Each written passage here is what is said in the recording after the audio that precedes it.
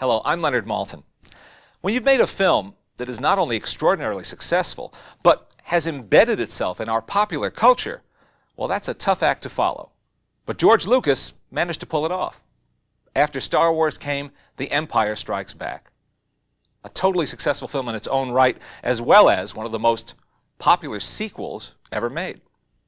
And he's here today to tell us a little about the genesis of that film and its place in the Star Wars trilogy. Thanks for being here, George. Thank you.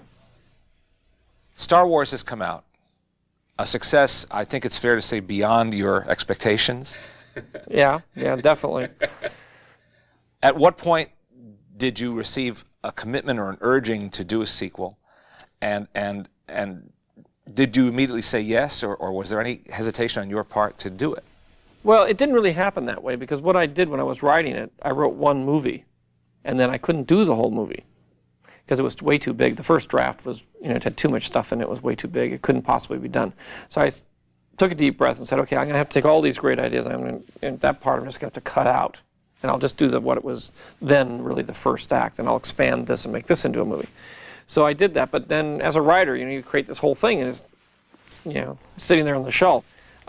So as soon as the film was successful, there wasn't any question in my mind that I would immediately go on and do the rest of them so I could finish it. What to you is the biggest difference, overall difference, between film number one and film number two? Well, the biggest problem I was grappling with in film number two is the fact that it's the middle act of a three-act play. Now, some people find it a darker film than the first. It is a darker film because in the first act you introduce everybody. The second act you put them in the worst possible position they can ever get into in their lives, and it's and they're in a black hole, never able to get out. And in the third act they get out. That's just, again, that's drama. That's the way it works. You don't have an exuberant, happy second act. What was the biggest technological advance between the making of one and the making of two? Well, there wasn't really too much of a technological. We refined what we had primarily, but there wasn't any giant technology. The major technological break was in one, and that was using motion control cameras and that sort of thing to allow the ships to be able to move freely and that sort of thing. That was the big advance. Everything after that was we were able to do more stop motion. I was able to do a lot more things. They weren't really technological advances, but I was able to get a lot more into stop motion, which I couldn't do before, and generally have a bigger scope to things than I could do before. So if the first film was a technological challenge to get ships to fly in space with a lot of that movement, the second one was to do a stop motion movie. How did you choose or get together with Frank Oz to be Yoda? When I created Yoda, I said I want him to be really, really small, but not 6 feet. I want him to be about 18 inches, 2 feet high. And to do that, I said, well, what am I going to do, and how am I going to get a character, and what am I going to do? Whenever I'm creating one of these films, I have my imagination, and if I were a novelist, I could just write it, and I wouldn't have to think about it. But I write it, and then I say, well, now how am I going to do this? How am I going to pull this off? And I decided to do it as a puppet. I thought that was the best.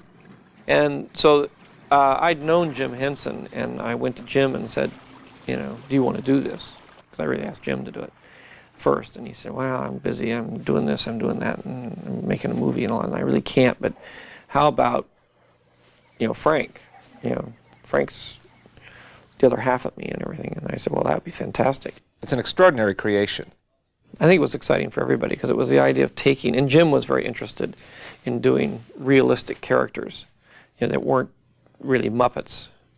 And so we all really worked together on it.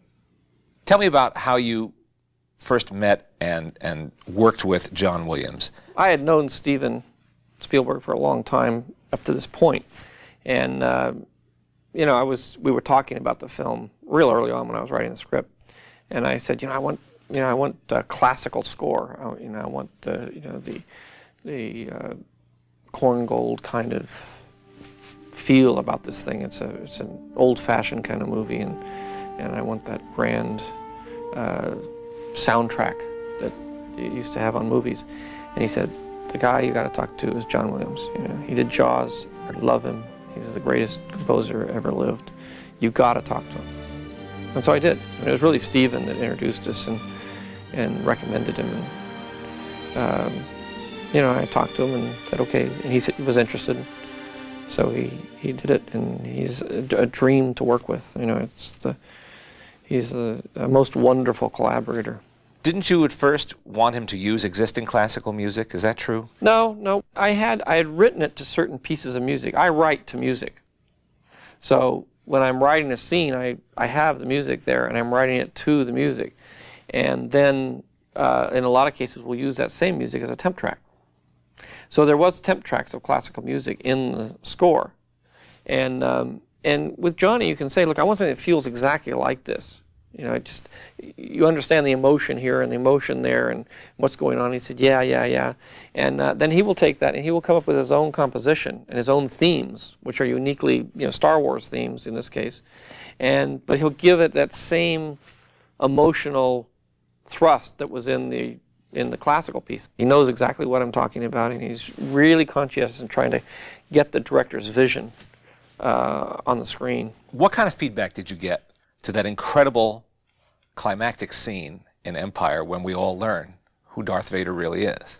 I was nervous about it, but in the end I didn't get much of a reaction out of it. I mean, people, you know, were curious about whether it was true or not, and I purposely left it so that it would be ambiguous, so that you wouldn't really know, and people would sort of debate it for the next, again, I had 2 more years or more to, you know, I wanted people to sort of debate whether it's true or not true or like sort of thing.